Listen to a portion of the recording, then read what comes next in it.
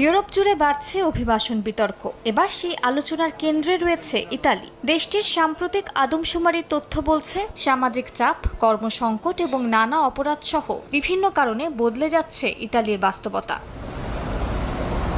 2025 সালের আদমশুমারির প্রতিবেদন অনুযায়ী ইতালির স্থানীয় নাগরিকদের তুলনায় অভিবাসীরা কর্মক্ষেত্রে কিছুটা পিছিয়ে। 29% অভিবাসী খণ্ডকালীন চুক্তিতে কাজ করলেও তাদের মধ্যে 29.4% অদক্ষ চাকরিতে নিযুক্ত। ইতালীয়দের ক্ষেত্রে এই হার মাত্র 8%। তবে উচ্চশিক্ষার ক্ষেত্রে অতিরিক্ত যোগ্যতা সম্পন্ন বিদেশি স্নাতকদের 55.4% চাকরিতে নিযুক্ত। দুর্ভাগ্যক্রমে অভিবাসীদের মধ্যে 35.6% চরম দারিদ্র্যসীমার নিচে বাস করে, যেখানে ইতালীয়দের ক্ষেত্রে এই সংখ্যা মাত্র 7.4%।